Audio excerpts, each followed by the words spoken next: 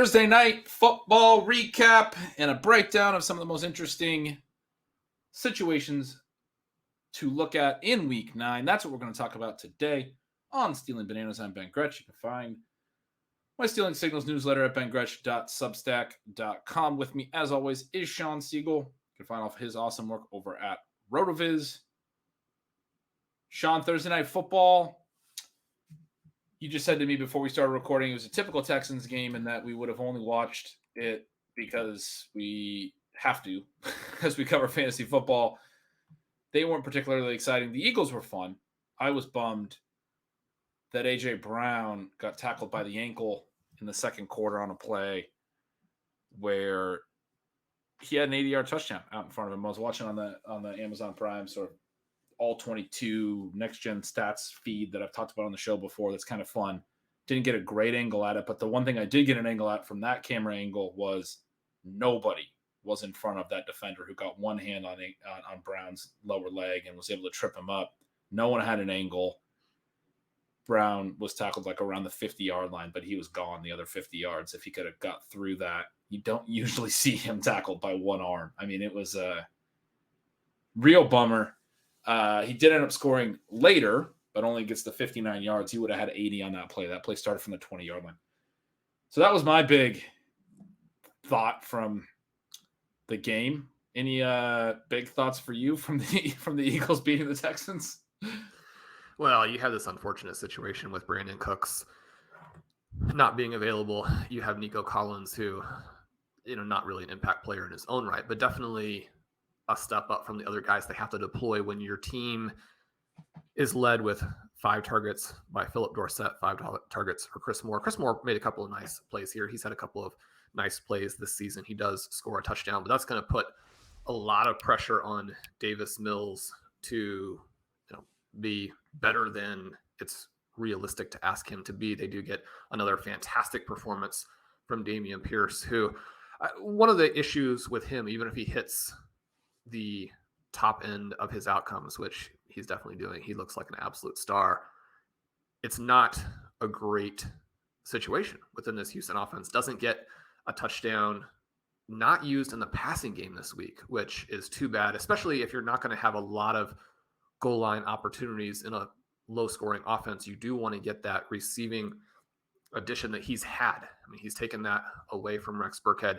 They don't really use either of these guys in the receiving game in this particular one. So that part, a little disappointing if you have Pierce, but he's breaking through tackles and extending plays, despite the fact that Philadelphia knows he's the only thing the Texans have going for them. On the Eagles side, as you mentioned, A.J. Brown, again, looks good. This is a huge game for Dallas Goedert. Devonta Smith, very disappointing with just the 2 targets. He catches both, but for just 22 yards. That part, I think, is frustrating.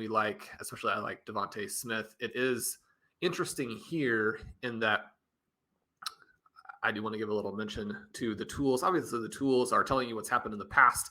And then as you go forward and look at how these matchups work, you're dealing with probabilities. And so sometimes the tools are going to give you outlooks that hit and look very good. Sometimes they won't. But it is fun here at least to mention that Devonta Smith came into the game with the number 68 and dead last rating in our passing matchup rater, which is looking at both sort of the global perspective and the likely ways that a defense will address individual receivers within the matchup. He's limited.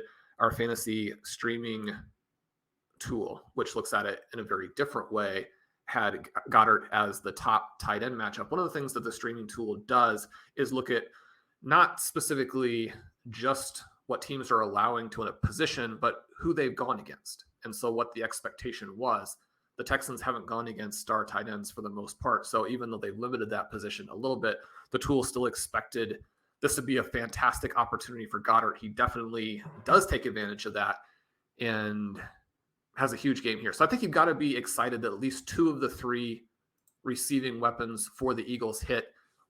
They're not necessarily going to be a massive volume passing offense. Hurts throws 27 times in this one. If you get the extra A.J. Brown touchdown on there, then he has a big game, still a very solid game. I was having to play Kenneth Gainwell in a couple of limited spots. Obviously, this is a heavy bye week He's a guy who it would make sense if you're going to play him. This would be a decent time to do it. You would have loved him to get more than the 4 carries, but he does look pretty good. He gets in for the touchdown.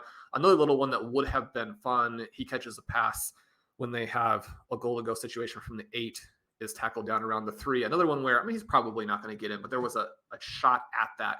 If he gets that touchdown, both for him and to add it on to Jalen Hurts from a fantasy perspective, I mean, those are scenarios to kind of dream about, and you wish it had happened in a slightly different way. But you're the only person in the world who started Kenneth Gainwell this week. So, I mean, a scenario for you to dream about. We have leagues where we have to decide between Kenyon Drake and Samaje Perine. And would go. I'm kidding. But Kenneth Gainwell gets in the end zone. Not a lot of our listeners were lamenting Kenneth Gainwell not getting a second TD. I would assume. You'll have to let us know, because I Kenneth Gainwell for the win. That's my Eagles comment. This is a good NFL game, and I was giving the Texans some trouble earlier. They played as well as they reasonably could have in this one. They kept it moderately close. They're going to be making some changes in the offseason. Do you know what Kenneth Gainwell's high PPR total was in his last 3 games played before this game? Well, he's not playing any, so I'm sure it was low. It was 2.5. That was the high. He also had 2.1. This was the right way to do it. Yeah. I mean, no, I obviously hit. Obviously you understand the thought process with them playing Houston and potential for some late game work. And then also just the fact that he's the type of player that has shown in last year, and the Eagles are the type of offense, they'll use them a little bit more. He could hit for a TD. When you're in those spots with a lot of bye weeks and you have a running back light team, obviously, we have a lot of listeners and us ourselves who are looking at what running backs actually have the potential to put together a decent line. Gainwell makes perfect sense. I'm teasing, obviously, but some of your other thoughts. The Devonta Smith thing was a bummer. I got some questions about him. I was excited to play him. You look at a team that has a high team total, you're expecting they're going to score points. The matchups maybe not great. You do expect probably they'll be a little more run heavy in the later stages of this game. And interestingly, the Texans kept it somewhat close. It was tied at halftime. But Devonta gets some of his work sometimes, especially around the red zone on like design plays. And I said to one person, like, you could totally see a scenario where they've drawn up a couple plays in the red zone. I think the Eagles do a really good job of scheming in the red zone. I mean, that's a big part of red zone success and failure, is having plays in your playbook that help guys get free in an area of the field where there's not a lot of space. A lot of the other teams that struggle seem to just line up and run their base stuff. Obviously, every team has a little bit of a red zone playbook and they practice that specifically, but some of the misdirection stuff, I mean, we love it when it doesn't go right. We love to say it's too cute, but some of these teams, I think, do a good job of having looks that pretty clearly the defense is not ready for and gets guys open. We've seen Devonta Smith score on some of those types of plays where they like to scheme some stuff up for him. And I was telling, some people, like, I wouldn't surprise me if he had a couple touchdowns in this game, right? Like, you're playing a defense that has holes in multiple places and kind of have gotten the feeling from the Eagles. They're kind of they're trying to balance things. AJ Brown had the big week last week, going to the other guys a little bit when it makes sense. I mean, obviously AJ Brown, the best receiver who ever lived and ever will, but you got to let the other guys. Did not have any emphasis on covering him on his touchdown. Yeah. He's more or less wandering wide open through the defense there in the red zone. Doesn't make a lot of sense when you're talking about the greatest receiver of this or any generation. But I mean, I always say that AJ Brown can walk on water. He got tackled by one arm and it stopped him from an 80-yard TD. So I mean, apparently he can't walk on water. That's unfortunate. But yeah, no, I thought this would be I thought there was potential that this would be more of a Goddard and Smith game, just based on like the Eagles can do whatever they want kind of a vibe. It was a bummer to see that Smith didn't get that, but at the same time, you talk about these low volume games, 27 pass attempts. It's just a little bit of variance. It's going to happen. And I think that one of the things you want to do here is that when you have these 3 weapons and you have a medium volume passing attack, but one that's going to be very efficient, and all 3 of these guys are very, very good, you're going to have some peaks and valleys for the individual players. Obviously, you should never be selling AJ Brown, but you want to buy on any of these guys when they come off of one of the valleys. Smith's going to be the easiest of those guys to buy on. And then Smith also someone who you actually might consider selling if he goes through a multi-game stretch where he hits. Some of those are going to happen in the future. Still really excited for the outlook for them, and you have to be excited for the outlook for the offense. And then you mentioned Pierce. I thought Pierce looked fantastic. I've had a hard time writing about him and stealing signals all year because part of my argument in the offseason was, especially as his price started to get up there, was that this offense is not good enough to generate consistent high value touch opportunities. He did get an early carry inside the 10 and ran for 4 yards down to the 2 before the Texans threw a TD to that Tegan Kitariano guy on their first drive. We know he's going to get a high percentage of the touches in close that the Texans generate, but that, again, they're, as a team, not going to generate a lot of them. And then the receiving, as you mentioned, his routes have actually been really strong over the last few weeks, a little up and down at times, but a couple games where he has taken over a lot of that from Burkhead. It was a bummer, I think, that he didn't get the receiving, like you said, because he ran so well. But then, like I was saying, I had a little bit of a tough time with him because it's like, even if you're right on the talent, what does it pay off? I think anyone who's been a believer of Dameon Pierce has to feel like they were right on the talent. He's looked incredibly good. And yet, 27 carries, 139 yards, and you get nothing else. And it's one of these stat lines that goes back to the high value touch stuff I like to talk about, and the trap backs, which means a high percentage of their touches trap out. It stands for trivial rush attempt percentage. High percent of the overall touches are these low value trivial rush attempts that are taking place not near the end zone, and they're also not the PPR reception element. He ran as well as anyone could have expected him to run in this game, and I think also exposed the Eagles without Jordan Davis, who's on IR, and that's something to keep in mind for the Eagles going forward, that they might have some teams run heavy against them after the way that the Texans were able to run the ball on them in this game. But even though he looks so good in the game, and you're like, this guy is doing awesome for fantasy, you go out, and especially in PPR, you go check 13.9 points. I mean, 139 rushing yards looks like 139 rushing yards when you watch a game. It's not that many points without the receptions and the touchdowns. And we don't play in a lot of leagues we don't play in a lot of leagues like this, but it is a good argument, I think, for occasionally being in some leagues, or if you're starting up a league next year or what have you, to have some 100-yard bonuses. I know that those are, when you have, but even if it's 100, it's still sort of an arbitrary threshold. You say, why does the guy get it at that point when they don't get it if they hit 98? But when a player has a game like this that otherwise is not going to profile well for fantasy, you prefer to see them rewarded. I mean, he barely outscores Kenneth Gainwell. So, right. Again, I mean, a situation that is too bad. It also does, though, let us know. I mean, it could have been huge, and that part is important. You do get a touchdown, you catch a couple passes, which very well could have happened in this game, and suddenly you have the massive upside. If you have Pierce, I mean, where are you at leaning into it, and it's also a situation where we mentioned at the end of the last show, what does it mean for someone like Deion Jackson, who is now going to be the guy in week 9 for the Colts?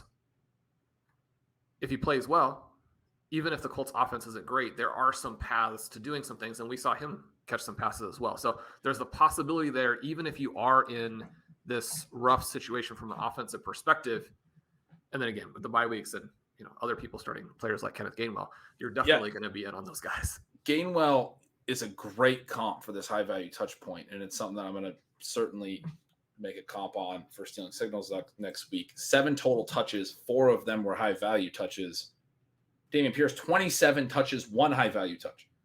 At least just based on me going through the game long real quick. I'm not 100% certain those numbers are accurate because I don't have the high value touch data in front of me right now, but I'm pretty sure that's right.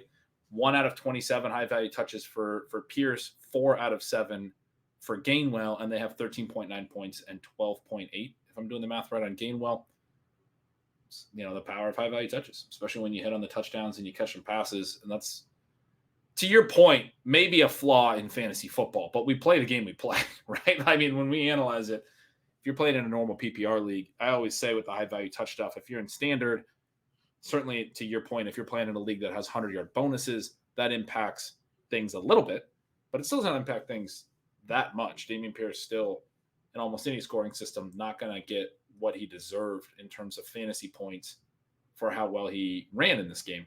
And it's a concern. It's a concern for the Texans and going forward and for his fantasy profile that they're not going to score enough offensive touchdowns for him to get a lot of that work. And I mean, the reception stuff could really be promising. Any other big notes in this game? Miles Sanders, another touchdown, 6 TDs in his first 8 games, 0 all of last year. He told us not to draft him in fantasy. I mean, we don't at players and go, tell them that they're bad at fantasy. That's not how we handle things on social media around these parts. But if you were going to be somebody who added a player, sent them a direct message on Twitter or on Instagram or something, it'd be at least a little bit ironic to at Miles Sanders after he was so upset that people were telling him how bad he was last year and say, you weren't very good at telling us not to draft you, because in that way you're complimenting how well he's been playing. Don't you think I think that's kind of fun. So a double backhanded compliment there from Ben. Miles Sanders, somebody we've been looking at in some dynasty trades. If you can get him at a price that reflects the fact that he's not going to keep scoring this way. I mean, Sanders, obviously a good sell high, even though he'll have some more of these types of games. Sanders, one of those players who also has some of the issues, even though he's going to get a lot more of the touches down by the goal line. They haven't used him as a receiving back in the way that maybe his profile suggests. He's someone who is an underrated pure rusher, because so much of what he does doesn't manifest itself necessarily in broken tackles, which is a big point of emphasis for so many analysts and so many drafters. But the explosiveness, the ability before contact, you can say that some of that owes itself to Jalen Hurts, which obviously it does. But still, in terms of what he's able to do within that role and what he gives them when he's healthy. I mean, if you were to say Miles Sanders is going to stay healthy for a full fantasy season, well, if you were to say that about any running back, their ADP is going to jump. But there are some specific guys, especially in the dead zone, who've had some problems, like a Sanders. He's paying off very, very nicely. Ben, we chatted again, as we often do, for an hour and a half before recording the show. We kind of got into a topic that we're excited to do next week or the week after, where we look at the 2023 first round and project what we think will happen. It gives us a way to make sure we're focusing on all the guys and how they're playing this season. It gives a sense of what we might be looking at for dynasty trades midseason to push forward.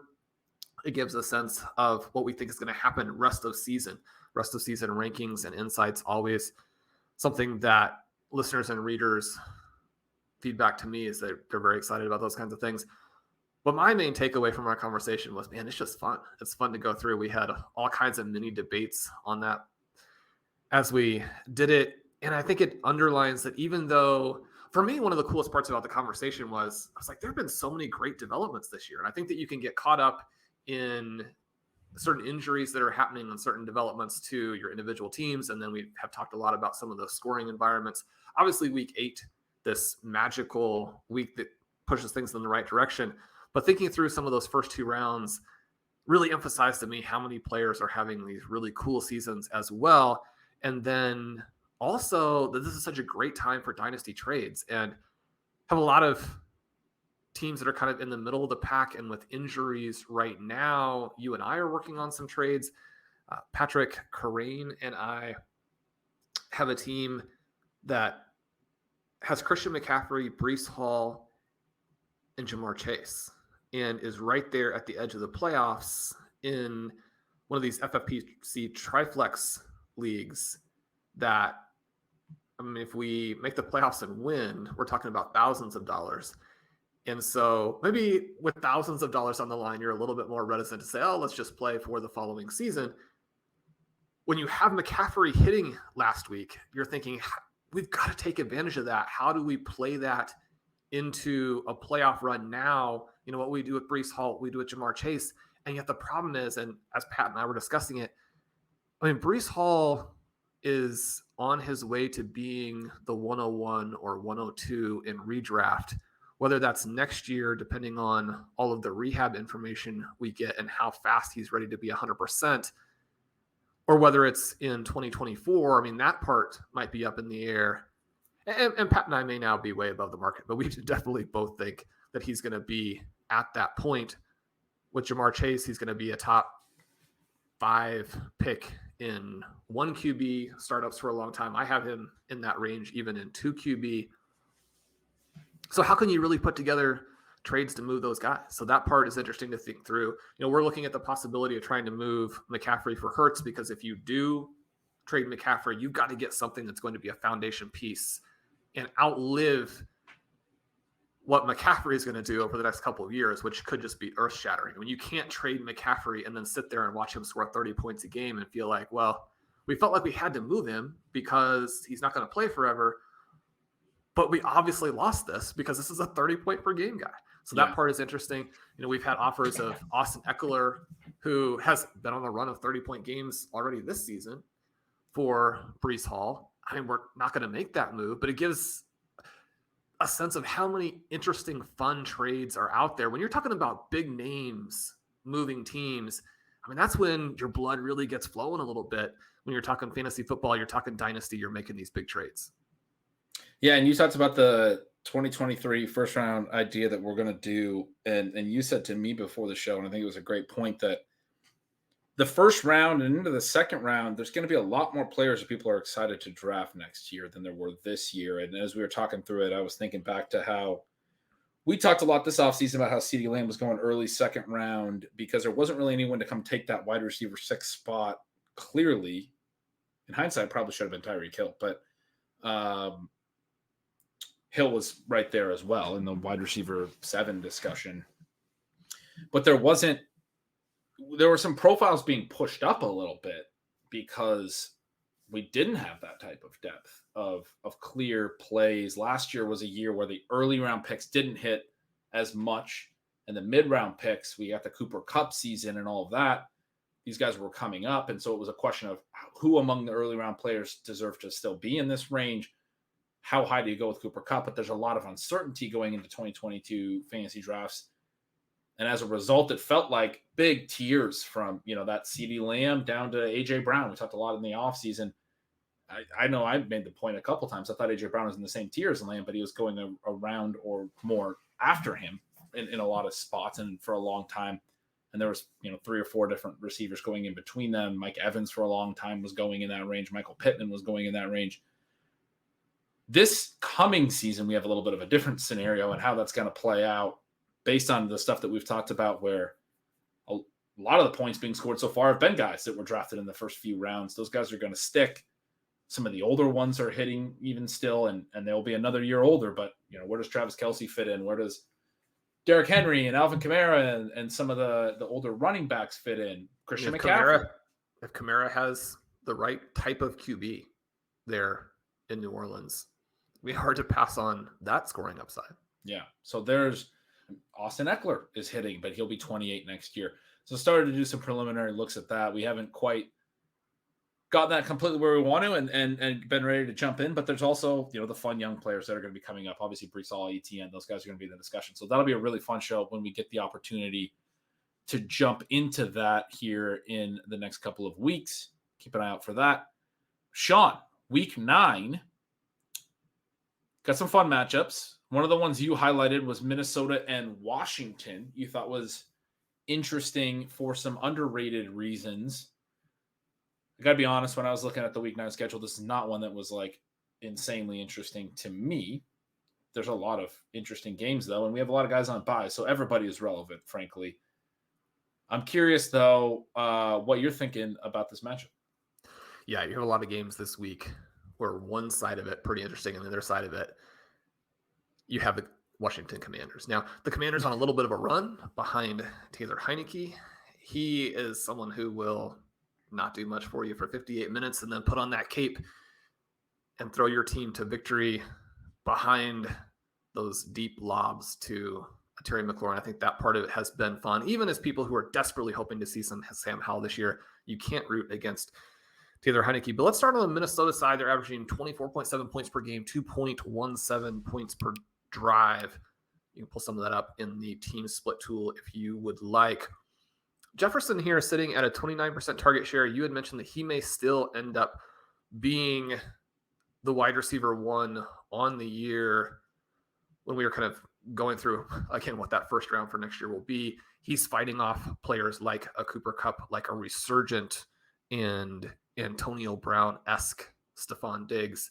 He only trails Hill, Diggs, Waddle, and Brown in yards per route, and that's Brown coming into last night's game. He's got the number 2 schedule in the strength of schedule streamer, the number 20 wide receiver, so a little bit further down in the passing matchup rater.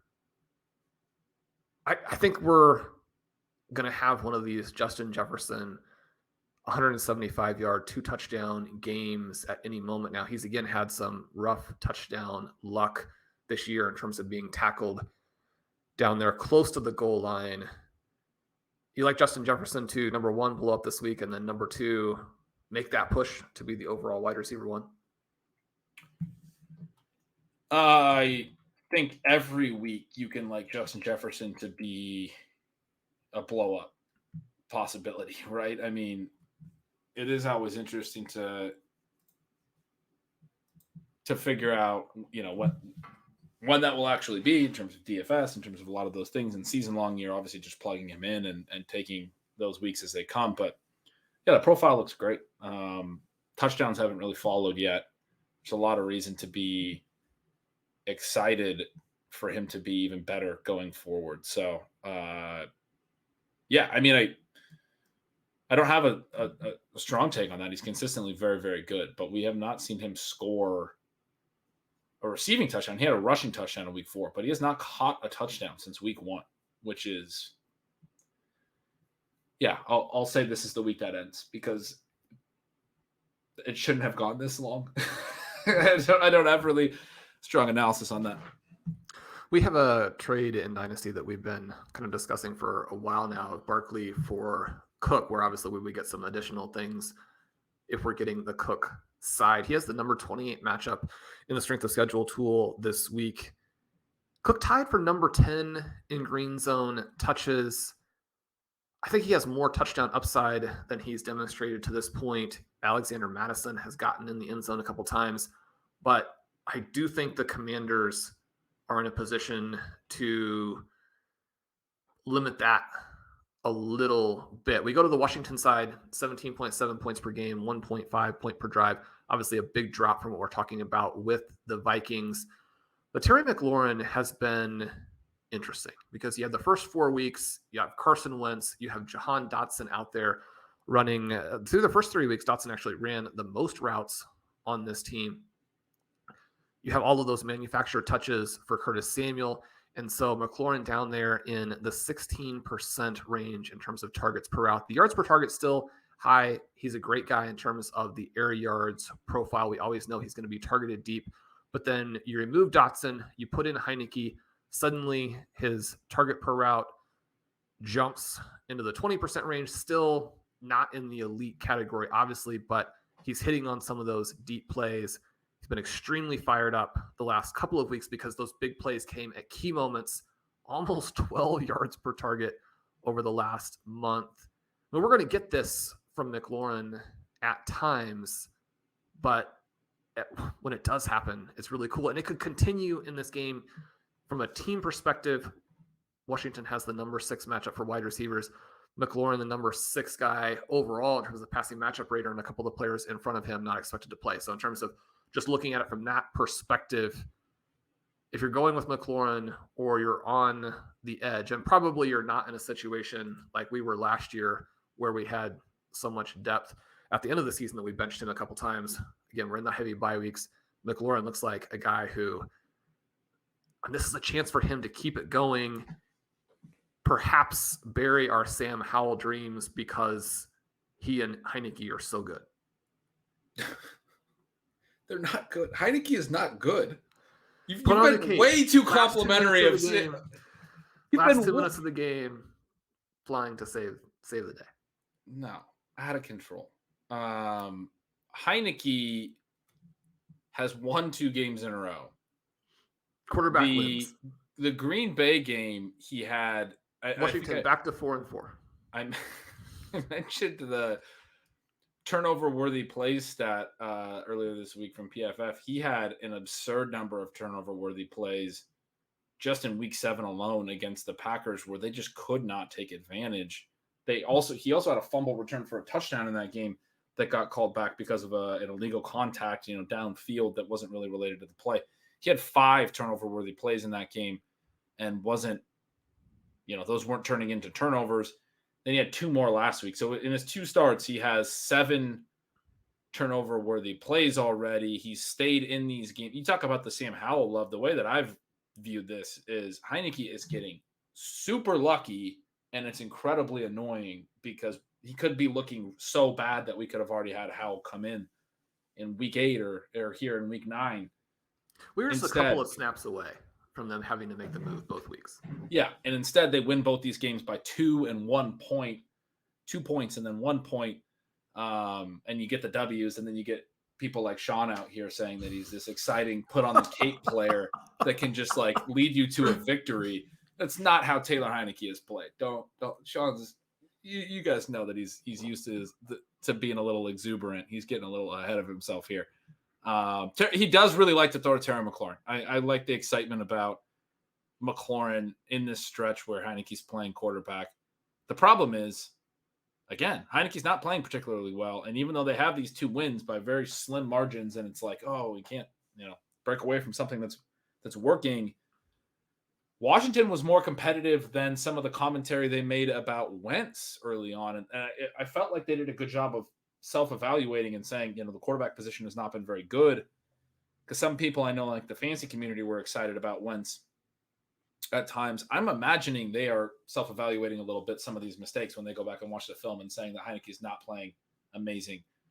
Whether it's when Wentz is healthy or it's going to Howell, which I don't think is likely quick, or it's just trying to hide Heinecke with a 2-run heavy of a game plan, and they've been so excited about Brian Robinson and all these things. I think there's some risk involved with Washington too, but McLaurin is the one guy it's just clear they have a pretty strong connection. Heineke's always sort of looking for him. But yeah, it'll be, sort of similar to the Colts point, actually. The Colts had been winning some games, and then they decided to go away from Matt Ryan anyway. It's like, some of these teams are willing to be like, our quarterback is not why we're winning this game. So I'm hoping that Washington is less excited about Heinecke than you. The Colts jump by Nick Foles and go to the young guy, even though they're in the mix. You get a little bit of a different sense in terms of what the coaching staff needs to retain their jobs, and perhaps a little bit of a different sense in terms of how the second string job is playing off in practice, because Sam Howell's a future star. Get him in there. They want to see how. Yeah. Green Bay, Detroit. Well, Detroit, we went into a decent amount of detail in the previous show about how they've been awesome and have been losing, that's actually perfect for them. But I think it does create a matchup here with the Packers, who played better in some ways, even though they're hammered by the Buffalo Bills, the elite team in the NFL last week. Both of these teams need a win. I think this could be a very fun game. You have the Packers coming in only averaging 18 points per game. That's really difficult to believe, but even more so, the 1.6 points per drive. To have Aaron Rodgers leading a team that is well below 2 in that category, absolutely bizarre. Green Bay has the number 4 wide receiver matchups on a team basis. That's not surprising for anybody who's watched the Detroit Lions get shredded by each and every quarterback on a weekly basis. The latest news I saw them before we started recording, that Allen Lazard and Christian Watson both practiced Thursday. That is good for them. It's a little bit disappointing for us. You look at the numbers in the Ceiling Signals tool, again, named after Ben's awesome newsletter that you must subscribe to. I know people are reading that at bengretch.substack.com. We've got the Sports Info Solutions data in here, which I think is fun for anybody who has been looking at some other sources. You can compare and contrast, that kind of thing. Always gives you a few additional insights. Sports Info Solutions tends to give a few less routes that they've attributed to people. So perhaps not giving routes out on plays where maybe the receiver is out on a passing down, but actually doesn't go into a route. So that part and the nuance interesting if you're looking at, why do some of these numbers look different? You have some different sources. Sports Influence Solutions, one of the leading providers of stats out there in the world. Anyway, let's just give a little bit of a background, some context. We have the first 8 weeks, Dobbs, Lazard, Randall Cobb, who obviously not available right now. You look at those three guys and 22, 24, 23% in terms of targets per route. Very similar. The veterans, frustratingly for us Dobbs fans, have been much more effective on a yards per target basis, which then obviously feeds into being much more effective on a yard per route basis. But the cool thing, Ben, is this was a big bounce back for Dobbs in week 8. He leads the team in routes. Not surprising when you're competing with Watkins, Rodgers, and Torrey, which, again, he may see a very different scenario in week 9 if those other guys get healthy. But the target per route jumps to 25%. The yards per target as he hits on some of these plays, his ADOT for the week 18 hits on some of those, 10.3 yards per target. I just, every time that Dobbs knocks down our enthusiasm a little bit, every time that Aaron Rodgers goes out and says we need to have guys performing, the young rookie with star potential does something to pull us back in. Yeah, this was an interesting game I wrote about in Stealing Signals where at the start of this Bills game, Dobbs was out there for a 3-receiver set on the first snap. The next 2 snaps, they went to 2 receivers, and they had Sammy Watkins and Christian Watson on the field, and Dobbs off. And he had previously been their highest route guy the past couple of weeks, especially with Lazard out. And so it did look like those comments from Rodgers were sort of going to manifest in this drop-off in routes for Dobbs a little bit in this game, where he was more just coming in for the 3 receiver sets. And then, unfortunately, Christian Watson has the concussion after just 6 plays. But I guess fortunately for Dobbs, because then he does get thrust back into the really high routes role. I might be reading into a very small sample of only 6 Christian Watson snaps too heavily in terms of how that would have played out for Dobbs. I do think it's pretty hard to argue that it didn't open things up for him because they only had 4 healthy receivers at that point. They came into the game shorthanded already with Lazard inactive.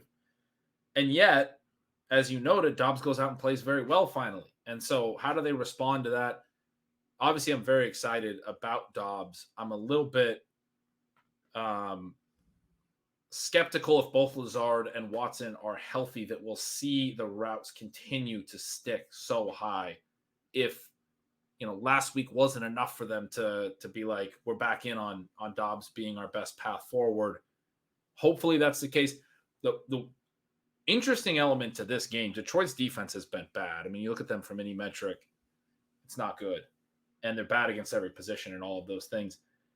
Green Bay has to get right. They lost 4 games in a row now. They lost to the Giants, Jets, and Commanders, and then they lose to the Bills. Any time in the last few years they've had a game where they needed to get right, it seemed like they lean on Aaron Jones more. Even when Devonta Adams was in the offense, it's a totally anecdotal thing, or perhaps there's data to back it up if people have actually dug into this. But anytime they have, a good example that pops into my head right away is week 2 of last year. They had a week 1 absolute stinker in Tampa, I believe.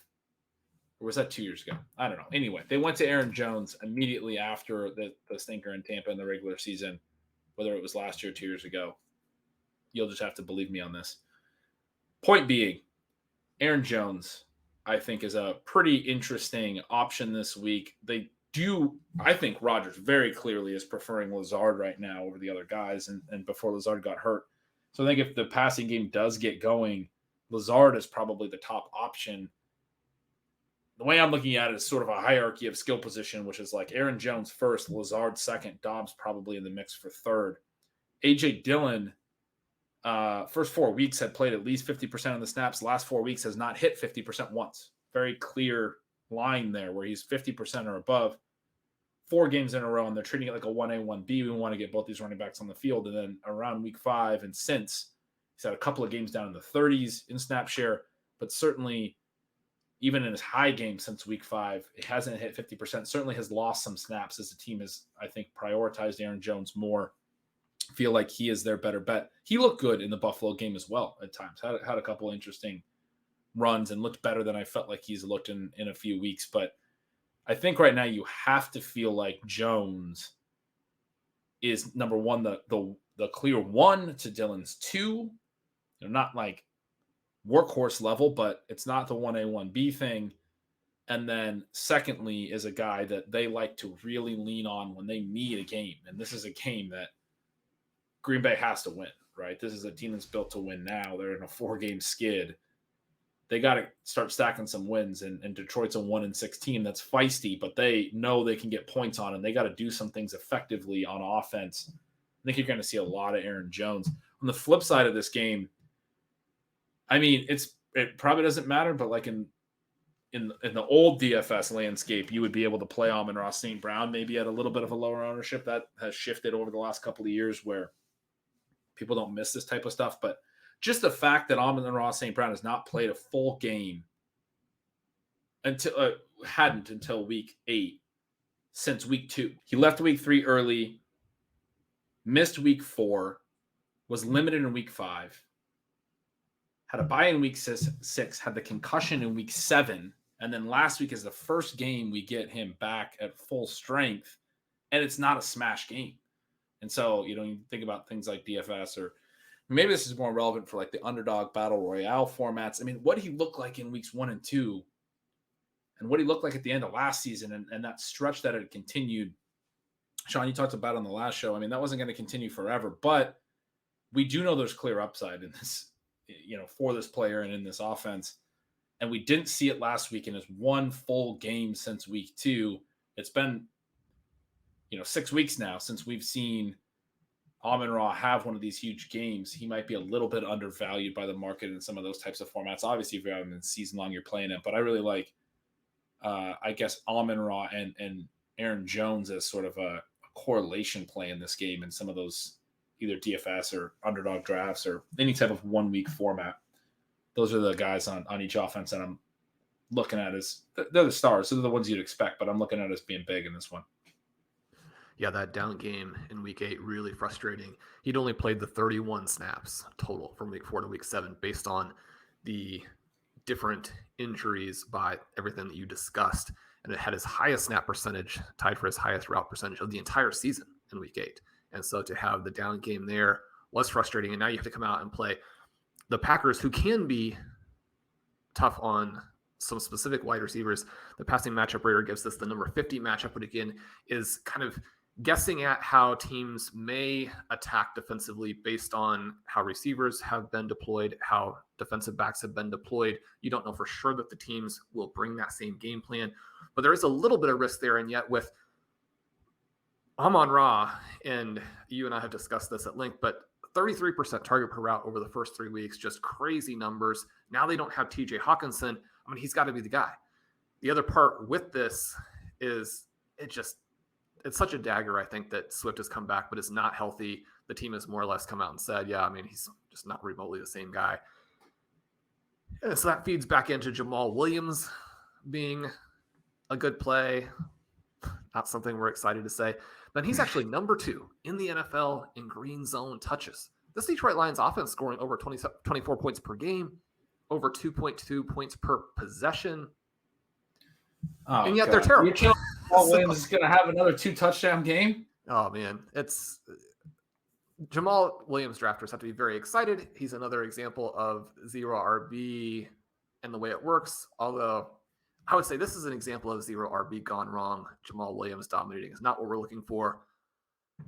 Yeah, that Jones side, you were all over there. They definitely wanted to use both of these guys this season, and this manifested so clearly and in such a surprisingly high volume way over the first month. But then as they struggled, they're like, I mean, we can't use A.J. Dillon if we're losing. It's got to be Aaron Jones, who is the clear-cut star. I mean, his numbers don't even jump that much. His opportunities go from 16 per game to 18 per game. But Dillon's just crater from 17.5. I mean, he was ahead in opportunities over that first month, down to 9.2. And when Jones gets the chances, I mean, you're going to have a lot of randomness in all of the scoring. You're going to have some randomness in, obviously, the running back scoring. But Jones re-announcing himself as though anybody might have doubted, but the number 4 overall back in the last 2 weeks, 48 points. I mean, Aaron Jones, he probably isn't going to score 48 points against the Detroit Lions in this one game, but Ben, we do every once in a while see a 40-point running back game. Yeah, you're going to clean up. It could be right here. Yeah, to clean up a point I made earlier, it was the Saints of week 1 last year that they were bad against, and it was the Lions in week 2 that they played, and Jones had a 4-touchdown game. You talk about a 40-point game. I think he had even more in that week 2 of last season, and then also week 2 this year. They had a really poor game against the Vikings in week 1, came back home against the Bears. Jones had a TD rushing, a TD receiving, 170 total yards. He had his best game of the year so far in a spot where they needed to respond a little bit. Now, you could say that this whole 4-game losing streak they've had right now were spots they needed to respond, and yet they have been using him quite a bit. Like these last couple of weeks, you just mentioned how good he's been. They tend to go to him when they think they need a spark, and especially in this iteration of the offense that is having such a hard time throwing, doesn't have Devonta Adams, has other issues throughout the team. It just seems like such a clear spot, but if you're Detroit, you're trying to take that away. The problem is, can they? I mean, I'm skeptical. No, you mentioned that Detroit gives up points to every position. They're also the 7th best running back matchup for the Packers this week. Is there any chance that the Packers, in order to give all of their guys confidence, will go out and play up-tempo and create a lot of plays so they score 50 points in this one? No. We have not seen the Packers do that in a long time. It would be entertaining, but I think Aaron Rodgers likes how slow they play. He likes to diagnose pre-snap, right? I don't think he wants to play up-tempo. A few more interesting team situations. You mentioned the Deion Jackson thing with Jonathan Taylor out. Miami against Chicago, I think, is interesting. They're another defense that you can beat multiple ways. We have Jeff Wilson factoring into the backfield. I kind of feel like you can still play Raheem Mostert this week. It might not be as strong of a workload as we'd hoped for. I think if you're in a real pinch, you could play Jeff Wilson in the ways that we were talking about Kenneth Gainwell, because I think he could get a little bit more work than we expect, and it's a plus matchup and a team that a lot of teams have run against in the Bears. They've traded away a lot of talent over the last couple of weeks, or at least, they also acquired Chase Claypool, but they traded away Robert Quinn. They traded away Roquan Smith. And so you have a Bears front 7 that is, depleted at this point. Also can be thrown on as a team as well. And the Dolphins might go very pass heavy, but I like the run options there as we kind of try to figure out what the new split is going to be.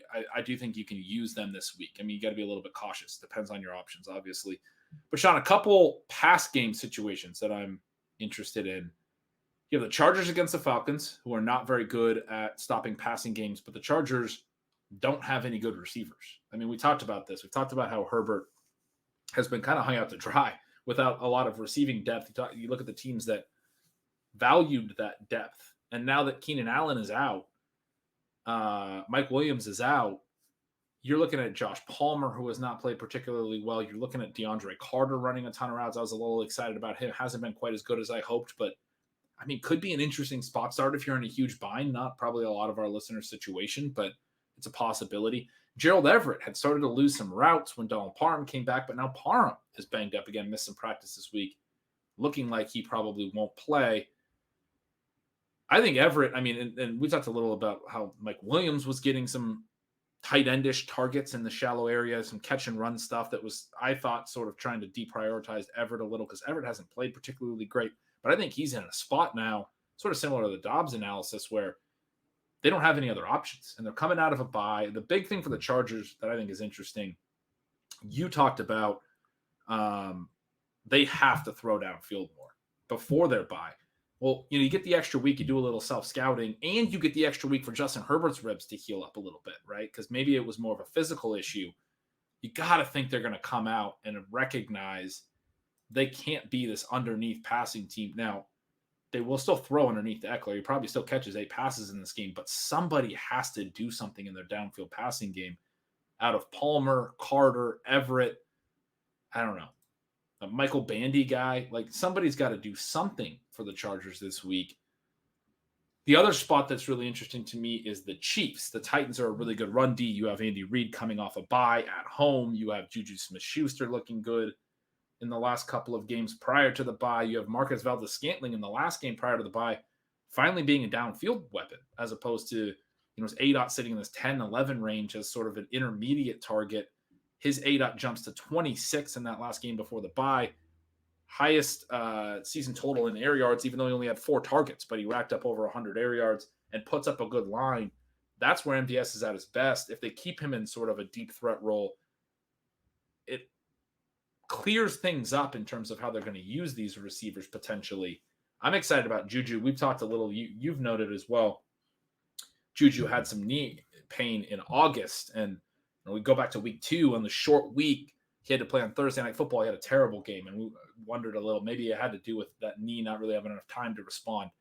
Coming off a bye, got to be a little bit excited about the time that he's had to get healthy and potentially be fresh. And again, the Titans, good rush D. Don't think the Chiefs are going to have any reason to be trying to establish the run in this matchup. So they have a fun matchup. I don't know. What do you think is more interesting, the Chargers or the Chiefs passing game? Yeah, both of those sides I'm excited to watch. Gerald Everett, we're so invested in that we probably can't be that unbiased, but this is a massive smash spot here. He's got a 67 rating, which is one of the very top ratings. You include all of the receivers. I mean, this is the 4th best matchup of the entire week, and there's just no one for him to compete with for targets. Now you pull up again the ceiling signal, so you can see that he's above Mike Williams this year in terms of targets per route. Now, he's not been nearly as efficient. His ADOT not particularly high. His yards per target not particularly high. We talked about how he's made all of these mistakes that would potentially knock him out of the rotation, but they now have to go to him, and he is not a freak athlete, but a plus athlete and someone that you could use at a variety of depths. This is the game where if he's going to have one of those, I mean, not out of nowhere, but one of those really exciting 25, 30-point games at the tight end position where it could even be a big game for his career because he's kind of right on that nice edge, I think. And if he blows up here, if he comes through for them, then, I mean, obviously will help us in fantasy, but it really helps him and it could solidify him in an offense that, I mean, these guys have to get healthy. They just don't have the pieces to not have Mike Williams, to not have Keenan Allen. It's so frustrating from a Chargers fan perspective. You can see 20 targets in this game for Austin Eckler. I mean, that sounds a little bit silly, but his target numbers have been through the roof because Justin Herbert just has nowhere else to go with the ball. If Herbert plays one of these games, and you always think about the game at the end of the year last year with the Raiders, I mean, he's going to have a hero game. And when I say that on his side, I mean it a little bit more seriously than with Heinecke. That part, I think, is really exciting. We talk about Juju. His numbers have bounced back in part because he's had these big run after the catch plays. His, per reception run after the catch numbers now very similar to the very peak of his career. You watch him play, and that part of it looks fluky, but we can't completely discount it. And when he's got Patrick Mahomes, even if he's not nearly what he was before, which I don't think anybody's really debating, he's got that probably floor now and the upside. I think that as Tony gets worked into this offense, I think that as they've now had the bye to get Sky Moore going, I mean, he left on such a sour note with another one of these muffed punts and just doing nothing at receiver. But this is still a guy, even with the Tony trade, it's so easy to think about these trades and think about the Bills bringing in Hines and say, oh, they must be extremely disappointed with James Cook. And the more I thought about that, I'm thinking this is a team trying to build on either a strength or what they want to be a strength. And you have these injuries at the positions. If you can get Hines for nothing, you more or less do that every time. If you can get Kadarius Toney and give him a shot, you're looking forward not just to this season, but as you develop, they don't necessarily want to use a lot of ammunition in the next couple of years at wide receiver. If they can develop Moore and Toney together, you're suddenly looking at now a foundation to go with Patrick Mahomes for the long term. I guess as even just a little bit of time passes from both that trade and from Moore's problems, I think there's reason to be more excited again about him. And then you mentioned that situation with the Dolphins and how the Bears have invited teams to run and then not stop them at all. You've given up an epic number of points over the last 2 weeks to Ramondre Stevenson and Tony Pollard. And when I say epic, like 57, right? So Mostert, Wilson, they're not going to be putting up games like that, but one of these two backs probably breaks out, and the guy who's been there the most likely, you get a multi-touchdown game from Mostert. That would be big during the bye week stretch. My concern here would be, as a fantasy manager where you and I have Hill on our best team and we have Jalen Waddle on a ton of teams, the overall pass volume in this game, if we know the Bears are going to run and the Dolphins run really easily, maybe it's a little bit of a pause for Hill and Waddle. But I mean, they've been so good, and the Dolphins have been one of the few teams that said, we're going to play through our stars, not worry too much about what the opponent does. It's not that they're not game planning for it and figuring out ways to exploit it, but if we can exploit these teams, even if it seems like it makes sense to run. So probably Hill, Waddle still very exciting, but if there's a little bit of, a concern there that maybe you're not getting top 5 performances as we've had full season from them, I mean, this could kind of be the week. Well, Ben, we can't finish without pointing to a game that no one is going to want to watch, but should be fun in their resurgent Carolina Panthers behind Deontay Foreman and DJ Moore against the Cincinnati Bengals, who are coming off just an absolute whipping at the hands of their in-state rivals, the Cleveland Browns. The Bengals have to do some blocking here for Joe Burrow, get him some time to get these passes off. And Foreman, Moore, suddenly this 1-2 punch with PJ Walker out there, this game could be more fun than it looks like purely on paper first look. Yeah, I'm excited about this game. You said no one's excited to watch it. I mean, DJ Moore's playing in it. DJ Moore is playing in it. The Panthers don't generate particularly good pass rush as a team. That's a positive for the Bengals, who don't protect particularly well. The Bengals are without Awuzie now, which impacts their secondary. That's a positive for DJ Moore. I mean, they've looked like a tough pass matchup in the past, and they are probably still a pretty decent one. But the way that Moore's played with PJ Walker, I think, is very encouraging, and that injury in the Bengals secondary is notable. And I think you have reason to be optimistic about DJ Moore going forward. I think, or at least in the short term, as long as PJ Walker's there. I don't know about how long forward. I mean, it depends a little bit on who's playing quarterback, certainly, right? But I think, and you mentioned Foreman. Obviously, I think people who have Foreman are going to be playing him after the big game last weekend with Chuba Hubbard out again. But I think you got to be a little bit optimistic about Moore on the one side. And if he can push a little bit, the Panthers can't really generate pressure. The Bengals might have a matchup here where they can look better than they did against the Browns, who just were disrupting everything in their passing game. That would be a big positive for T. Higgins and Tyler Boyd. Get 3 of our favorite receivers here in the same game, and things could just be really exciting. I mean, this is a 45-42 shootout. DJ Moore scores 3 touchdowns. Higgins and Boyd both score 2. I mean, is that how you're seeing it? I think this one is going to be a lot of fun. I think the Bengals get back going, have some trade offers out there with Tyler Boyd that actually, let me just do this differently. Don't want to bring that up.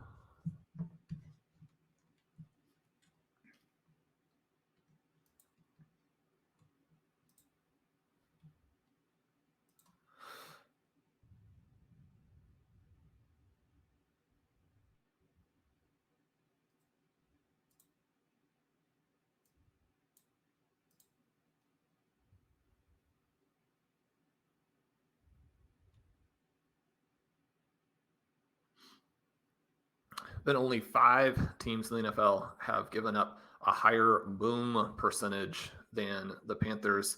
They're in the passing game.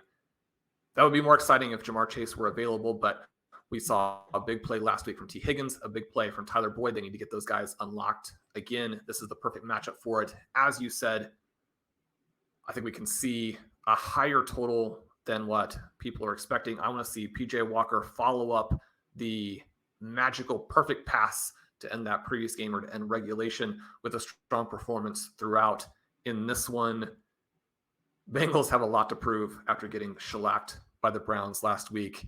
So again, we mentioned not a lot of high profile games in week 9 compared to what we see some weeks, a lot of teams on the bye, but an extremely important fantasy weekend because of those buys. If you can put up a big score here and get through that, then you're over the hump. You're ready to put the pressure on as you go down the stretch.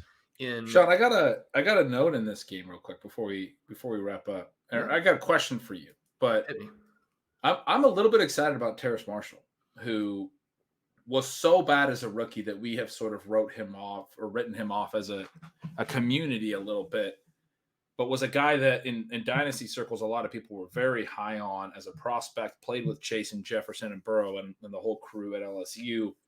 And so some of the production metrics weren't incredibly high until those guys were off the field. And then he was really good in those stretches. And so there was some reason to believe that he was actually a better prospect than he was given credit for. 95%, 100% routes over the last 2 weeks of their dropbacks since the Robbie Anderson trade. They're going with him again now, full time. Couple of decent enough lines, not amazing. The yards per target was horrible last year. Was so bad that when we look at year one, I mean, to some people it might be like, well, obviously he has a chance to rebound in year 2. But when we look at the long-term stuff, it really does suggest that when you're that bad in year 1, you're probably a long way away from being an NFL player, and in all likelihood aren't ever going to become it. But there's context here. Number one, he was a 21-year-old rookie, very young. He just turned 22 in June. He had just turned 21 in the summer of last year. Number two, the Panthers were so bad as a passing game last year. Robbie Anderson's yards per target were egregiously low. Tommy Tremble, their most targeted tight end, very low yards per target. DJ Moore was at 7.1. This is one of the things I used to argue in favor of DJ Moore this offseason. He was way down at 7.1.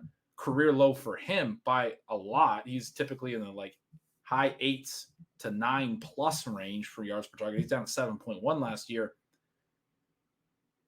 I mean, it even hit him. It hit any player in this offense because their passing game was just that egregious in 2021. I think they had 14 total passing touchdowns the whole year as a team. So you look at a lot of the team level stuff. I don't think we spent enough time probably talking in the offseason or last year or whatever about how bad the Panthers were as a passing offense last year and how that could carry over. But they've started to get a little bit of a rhythm going here. As far as Marshall's profile, as bad as he was his rookie year, he was 21. It was a really bad situation that everyone was bad in. And now this year so far, very small sample, but the yards per target is actually in a very usable range. Any hope for Terrace Marshall? Yeah, there's definitely hope. We do need to see more from him. A couple of decent games is not going to change the outlook a ton, but this just emphasizes even more who some of the culprits were with this offense. Baker Mayfield, Matt Rule, Robbie Anderson being out there even though he didn't want to play. It's like, get your young guys out, give them more chances. You get better coaching, you get better quarterback play, someone who has the arm to make some of these interesting throws, and suddenly things open up. I mean, talking about 25% targets per route over those last 2 weeks, almost 10 yards per target in that same range with DJ Moore, even though Moore hits on a 62-yard touchdown. You've got a target depth in the 12s where that could settle into being very nice for fantasy, very nice for how it fits with his body style and the things you would expect him to be good at. It's fun. We're going to need to see a lot more and have him sustain some of this, but the amount of progress they've made in such a short period of time, once they got rid of that trio of malcontents / problems, I think you have to be optimistic about everybody in this offense. And he's someone to keep a very close eye on. Monty and I were discussing whether or not to use our 20th roster spot on him in an RV Triflex league, where obviously those are shallow formats. If you're playing in a league like that, he starts to get right there to the edge of relevancy. As we mentioned, I mean, the Panthers have some cool players now. I mean, even though Christian McCaffrey is gone, the running backs, it's disappointing that Hubbard has been ruled out again this week. I think seeing both of those guys together, Foreman and Hubbard, had the potential to be a lot of fun. They're a good, and it's not exactly thunder and lightning because Foreman brings that big playability too, but to see the way that they complement each other, I just want these guys to do well. It makes the football more fun, and it's just so easy to root for a variety of the players who are trying to have these either comeback stories or post-hype stories. This Panthers-Bengals game, again, when you're kind of looking at the roster of games, and every week I sit there and I can record about 75% of them, and I have to push some games to the side. Usually that game pushed to the side is the Houston Texans, which has already taken place. But this Panthers-Bengals game will definitely be in that group that I watch kind of as it's going on. I want to see if the Panthers can keep it up. I want to see if the Bengals bounce back. Week 9, Ben. This is the one where all of those fantasy teams that put up 180 to 200, can they keep it going? They're in the same position that some of these reality teams are. Yeah, it's going to be a fun week. I mean, the bye weeks, we always talk about this is where depth can separate.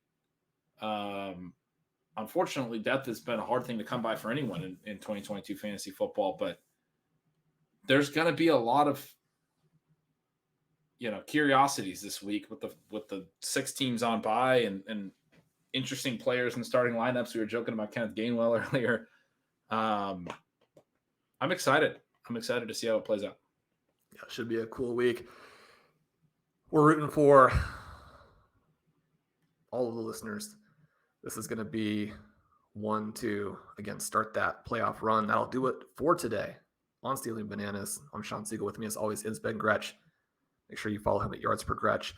Sign up for Stealing Signals. Get all of these insights that we've been talking about. Sign up for Stealing Lines. Ben had a lot of notes on the games that you'll also get from a betting perspective when you subscribe to that service with Dalton Cates. Join us over at RotoViz. If you're interested in checking out a few of the tools that I mentioned on the show today, you can get 10% off on that subscription by using the coupon code RVRadio2022 at checkout. We mentioned some of these wide receiver cornerback matchup elements, and Dave Caban has a great article every week breaking that down in a lot more detail. Obviously, the one and only Connor O'Driscoll will have his Battle Royale that Ben mentioned, that Underdog contest that is just so much fun to draft in every week. If you kind of want to do a little bit of a draft instead of a DFS lineup, make sure you jump over and do that. Subscribe to the feed. Ben, if everything goes right, you and I are going to record on Monday night this coming week so we can chat with each other about the games a little bit earlier. We'll see if that happens, but you'll be able to get that episode immediately if you subscribe. Leave us a rating and review. Leave us a comment on YouTube. All those things help with the algorithm. We love you guys. We'll talk to you soon.